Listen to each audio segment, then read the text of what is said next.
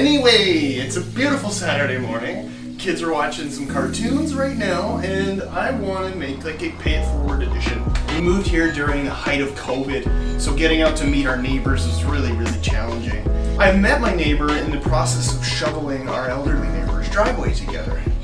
And he told me, he's like, I see you out there with your RCs, my son has one, and it's all wrecked, it's not working whatsoever. And I was like, oh, well, let me take a look at it, see what I can do.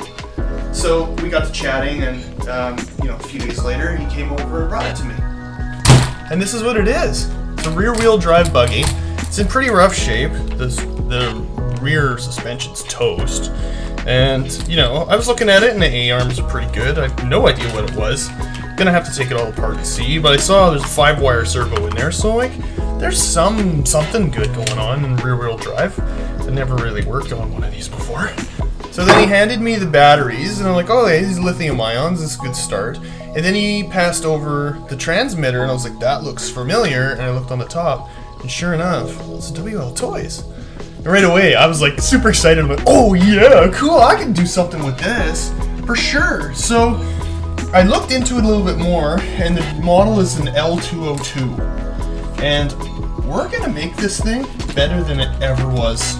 These links are plastic, and they're quite chunky. It puts quite a bit of toe on there when it's stretched out, so I imagine at speed it's just like a snowplow. These rear shock, they're pooched. I'm gonna put some oil-filled ones, I think, on that. It's ESC all-in-one, I'm assuming. Oh my god, that is old school. But it's got light buckets, so I'm gonna put lights on it. Oh my god, look at that servo! All-in-one combo. It's really big and really old.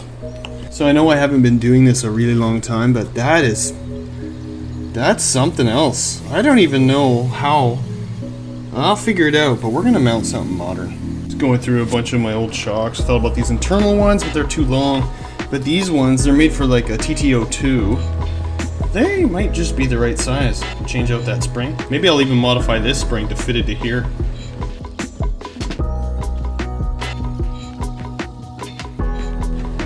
Custom. Those are gonna be so sick. What an upgrade. Well, it's got bearings in it, so we'll just clean those all up too.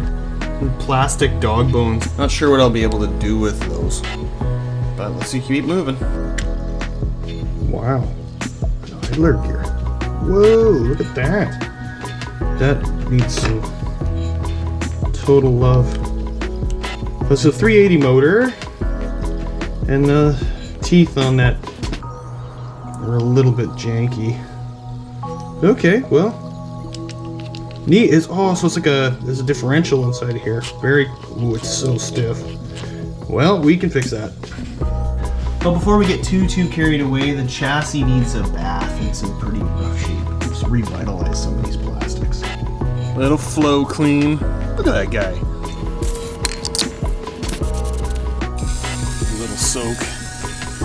Soak that up nice. That's starting to look cool.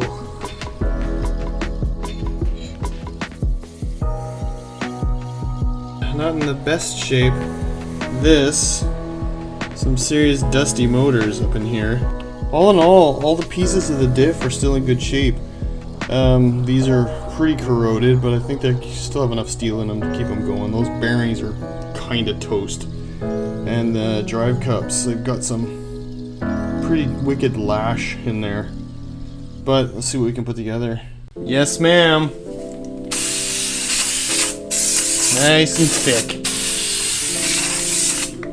None of this stuff fits. It's so hard to piecemeal together. So this is a mod 0.6, but it's a 14 tooth. The closest thing I have is a 15 tooth with the bigger bore 3.175 shaft to go with this brushless motor. I don't know. Let's ram it in there. Find out what happens.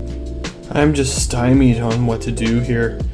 The original wheels have a shaft that goes all the way through, and then it's like not a bearing race, but some kind of a spacer that the nut holds in place. And it's not really a conventional wheel design, and this does not spin, it's locked. I'm not sure what I'm gonna do yet. Well, the carpenter in me says that's gonna work. Aside from a brand new servo, we put in a 35 amp ESC and a 4300 kV brushless motor. So brushless system, completely redid everything. I even gave one of these nice SLT3 transmitters just because. Just because. But I went simple, and tell me what you think.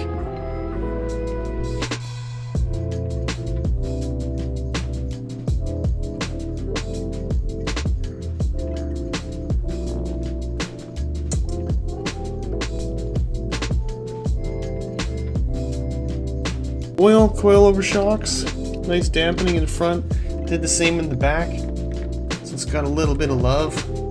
Put a little driver in there too, that I had from an old car. I repurposed so many parts for this. Got some lights in there, so now there's lights in the light buckets. If the weather's good tomorrow, which I think it is, I'm going to take it for an inaugural bash. But I'm not going to go too crazy, just a quick running video so you guys can see it in action, and then I'll let him send it. Guys, I'm literally on the wrong side of the tracks, and I love it.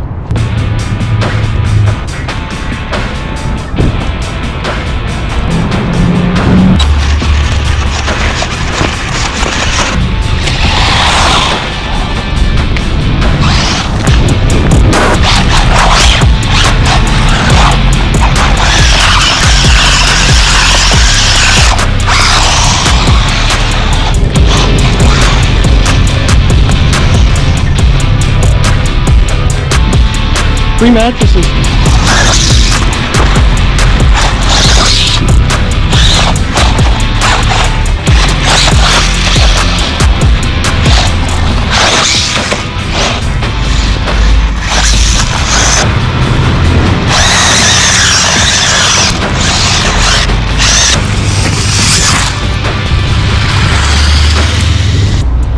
Well, I think that's all I'm gonna run this thing today. I don't want to get it too muddy, and I don't want to send it and break it. I'll leave that up to its new owner. But I think it looks pretty damn cool. And if I put this thing on 3S, it would launch. A little bit of tuning, and it'll be in a box to its rightful owner by the end of the day.